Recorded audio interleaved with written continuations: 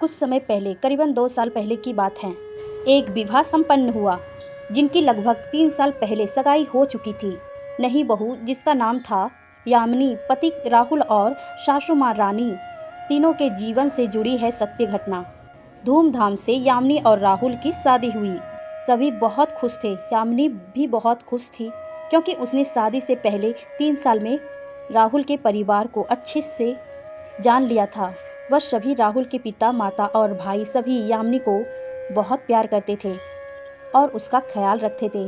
परिवार में राहुल की माता पिता और उसका छोटा भाई ही थे। राहुल यामिनी का पति, जो कि एक प्राइवेट नौकरी करता था।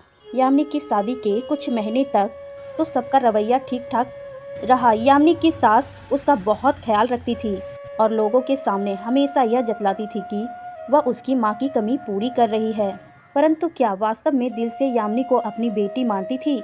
यह बात यामिनी को उसके सास के रवैये को देखते हुए खटकने लगी, क्योंकि उसके सास रानी राहुल और उसके पिता के सामने यह कहती कि यामिनी एक योग्य और संस्कारी बहू है। परंतु यामिनी ने कई बार उसकी सास को यह कहते हुए सुना कि राहुल के पापा की आपकी बहू बिल्कुल बेकार है, किसी काम की नहीं, बस बैठी रहती है, कुछ काम नहीं करती, सब कुछ मुझे ही करना पड़ता है।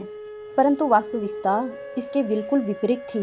बेचारा यामिनी घर का सारा काम करके अपने लिए कुछ समय निकालती और इतने में ही उसकी सास यामिनी के पति और पिता को यह कह देती कि सारा कार्य तो मैंने किया है, यामिनी तो कब से आराम कर रही है।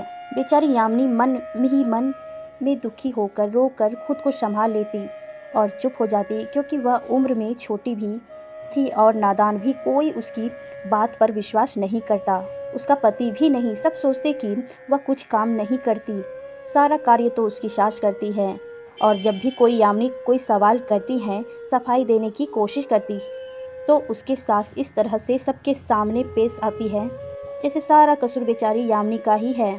और यामिनी का पति उसे खूब डांटा सुनाता था कि तुम मुझे और मेरे माता पिता के खिलाफ भड़का रही हो, हमसे दूर करना चाह रही हो।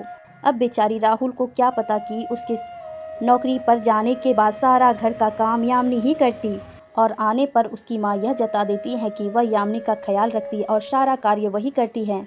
और उनका यह वाला वाक्य, बेचारी यामिनी बच्ची है, उससे नहीं हो पाएगा, राहुल को पूर्णतः अपनी माँ की ओर खींच लेता। राहुल अपनी पत्नी की बातों पर कभी विश्वास नहीं करता था।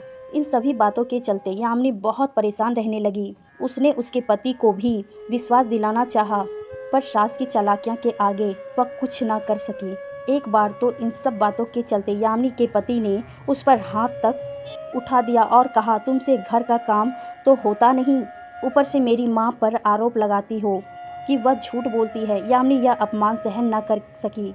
जो पति उसे इतना प्यार करता था, इतना सम्मान देता था, आज वह भी उसकी की गई सच्ची बातों पर विश्वास नहीं कर रहा था।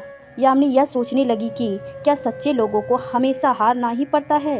उसको कोई रास्ता नजर नहीं आ रहा था। वह बहुत अच्छे घर से आई थी और घर में माँ बाप की लाडली थी। उसने अपने घर पर कभी कुछ कार्य नहीं किया था। यहाँ आकर इतना करने पर भी कोई उसकी बात ना मानता। हद तो तब हो गई जब उसकी सास द्वारा उसके खाने पीने पर बात होने लगी कि लड़कियों को बासी खाना खाना चाहिए, पति के पहले नहीं खाना चाहिए। यहाँ तक कि यामिनी तू तो अच्छी चीज़ें जैसे मिठाइयाँ, मावा को तो अकेले ही खा जाती हैं, किसी और की तो तुझे परवाह ही नहीं। बेचारी यामिनी थक चुकी थी इन सब तानों से और अत्याचारों से। सबसे ज़्यादा तो उसे यह बात कचोटती थी कि उसका पति उस पर विश्वास नहीं करता और उसकी यह बात उसकी माँ को बताई। उसकी माँ को बहुत दुख हुआ और यह कह दिया, उसे तसल्ली दी कि बेटा एक दिन सब ठीक हो जाएगा। और उस दिन का यामिनी आज भी इंतज़ार कर रही है। परंतु यामिनी का उसकी सास के प्रति स्वभाव बहुत सरल था, फिर भी उसके सास की प्रवृत्ति कोई अंतर नहीं आया। यामिनी की तरह कई बहू बेटियां के साथ ऐसा होता है, उन पर कोई विश्वास नहीं करता। पता नहीं हमारे समाज में कब तक ऐसा चलता रहेगा।